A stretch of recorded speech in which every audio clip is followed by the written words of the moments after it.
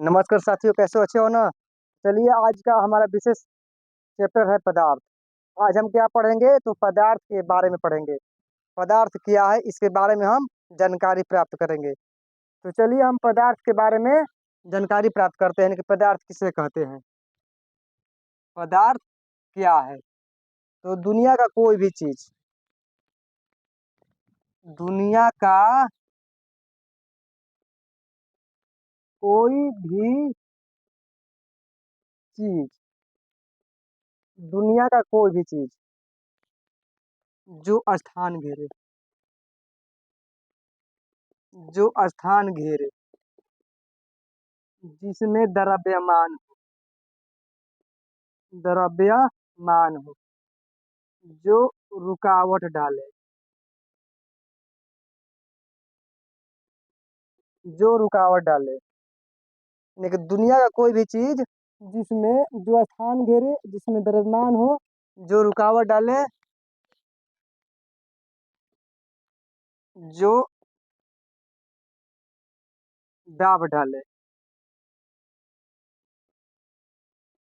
उसे पदार्थ कहते हैं। यानी कि दुनिया का कोई भी चीज जिसमें द्रव्यमान हो, जिसमें रुकावट डालने की क्षमता हो, जो दाब डाले, जो स्थान घेरे, उसे हम पदार्थ कहते हैं। जैसे मान लीजिए, कोई सामान जैसे कि कोयला आप खरीद कर लाए मार्केट से, यानी कि बाजार से। कोयला आप खरीद कर लाए बाजार से, तो उसको एक कोने में या कहीं पर रख दिए। तो वो क्या किया, उस स्थान को कैप्चर कर लेने के घेर लिया।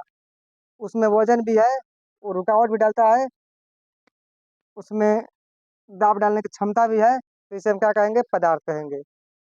पदार्थ तो ये हमारा हो गया, लेकिन पदार्थ का अवस्था होता है, यानी कि पदार्थ की अवस्था कितना है। तो पदार्थ की अवस्था तीन होता है। पदार्थ की अवस्था कितना होता है?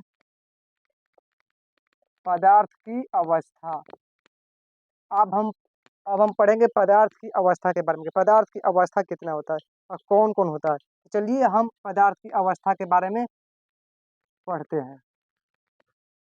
ये हमारा हो गया ठोस, द्रव, गैस। यानी कि पदार्थ की तीन अवस्था होता है: ठोस, द्रव, गैस। पदार्थ की कितनी अवस्था होती है? तो पदार्थ की तीन अवस्था होती है: ठोस, द्रव, गैस। तो ठोस में क्या आएगा हमारा? लकड़ी, कोयला, बर्फ, ये सब हमारा क्या है? ठोस होगा। अब द्रव की बारी आती है। द्रव में क्या आएगा? पानी, तेल, दूध, ये हमारा क्या हुआ? द्रव हुआ। अब तीसरे नंबर पर किसकी बारी आती है? तो गैस की। तो गैस में क्या क्या होगा? Oxygen, nitrogen, carbon dioxide, carbon dioxide, ये हमारा हुआ गैस। यानी कि ठोस, द्रव, गैस। अब ठोस का आयतन और आकार दोनों निश्चित होता है। इसका आयतन तथा आकार क्या होता है? तो निश्चित। आयतन और आकार इसका क्या होता है? निश्चित। किसका? तो ठोस का। आयतन का मतलब क्या होता है? तो भार। आयतन का मतलब भार, और आकार का मतलब उसका आकृति होता है, आकृति। अब ठोस वस्तु को हम, बर्फ के टुकड़ा को हम किसी बर्तन में, नहीं किसी पात्र हमने रख दिया। मान लीजिए बाल्टी है या गिलास है। अगर इसको हम गिलास में रखेंगे तो यह अपनी ही अवस्था में रहेगा, यानी कि अपनी आकार में रहेगा। इसके आकार में कोई बदलाव नहीं होगा, न ही इसके वजन में कोई परिवर्तन होगा। तो यह हमारा क्या हुआ? ठोस हुआ, क्योंकि ठोस का आयतन और आकार दोनों निश्चित होता है। यानी कि जिस बर्तन में इसे रखेंगे, अपना ही आकार का रहेगा, उस बर्तन का आकार का नहीं बनेगा। अब दूसरे नंबर पर आता है द्रव। तो द्रव में जैसे कि हम पानी को हमने बाल्टी में रख दिया, तो क्या अपनी अवस्था में रहेगा? ये अपने अवस्था में नहीं रहेगा, यह बाल्टी की अवस्था में हो जाएगा। अगर इसको गिलास में रखेंगे तो ये गिलास की अवस्था में हो जाएगा। तो इसका आयतन क्या होता है? निश्चित होता है, यानी कि वजन में कोई इसका बदलाव नहीं होगा, लेकिन आकार में बदलाव हो जाएगा। आयतन क्या होता है? निश्चित। और आकार क्या होता है? अनिश्चित। आकार क्या होता है? अनिश्चित। अब तीसरे नंबर पे आता है गैस। गैस का आयतन भी अनिश्चित है तो आकार भी अनिश्चित होता है।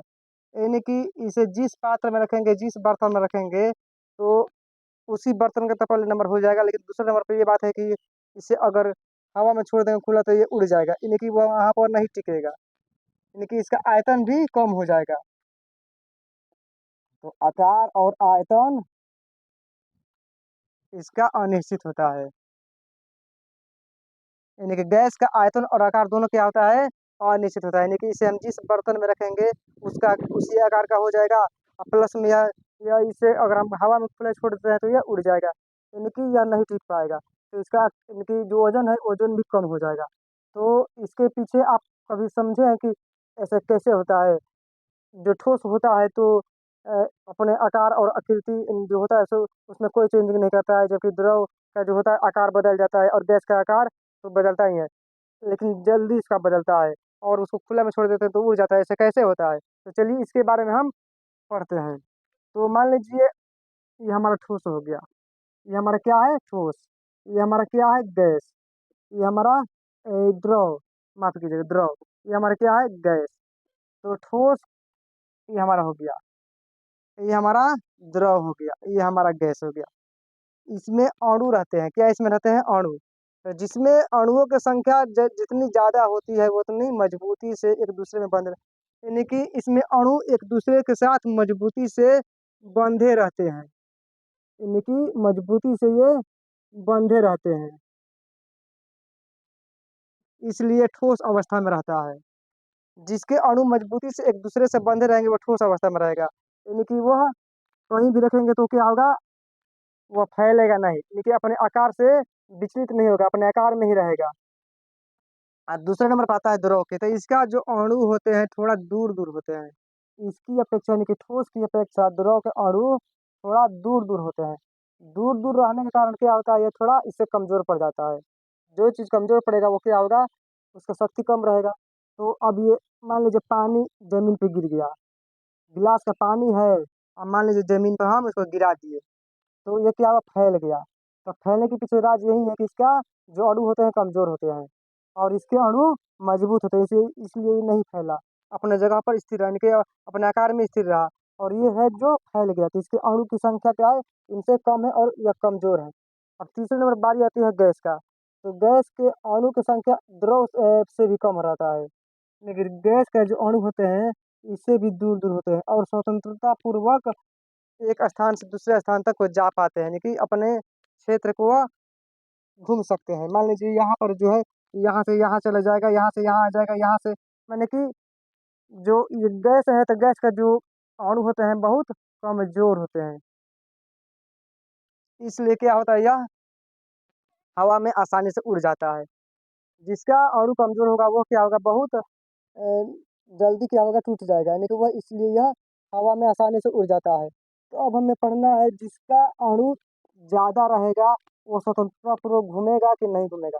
तो जिसका अणु एक दूसरे से बंधे रहते हैं वह स्वतंत्रता पूर्वक एक स्थान से दूसरे स्थान नहीं जा पाते हैं, क्योंकि इनमें संघन रूप से यह एक दूसरे से जुड़े रहते हैं, यानी कि आने जाने की जगह नहीं रहती है, खाली जगह इसमें, यानी कि ठोस में अणुओं का खाली स्थान नहीं पाया जाता है। इसके अपेक्षा द्रव जो होता है इसमें कुछ हद तक खाली स्थान मिलता है, यानी कि अणु इसके जो एक स्थान से दूसरे स्थान तक हल्का फुल्का जा सकते हैं। लेकिन जो गैस है ना, गैस में अणु जो होते हैं एक स्थान से दूसरे स्थान स्वतंत्रता पूर्वक घूमते रहते हैं, इधर से उधर घूमेंगे, यानी कि यही कारण है कि गैस आसानी से हवा में उड़ जाता है। तो साथियों, अब हम अभी हमने पदार्थ पढ़ा और पदार्थ की अवस्था उसके बारे में पढ़ा। तो यह वीडियो आप लोगों को कैसा लगा? आप लोग हमारे चैनल को नए हैं तो सब्सक्राइब कीजिएगा, पुराने हैं तो लाइक कीजिएगा, शेयर कीजिएगा और जितना जितना कमेंट कीजिएगा।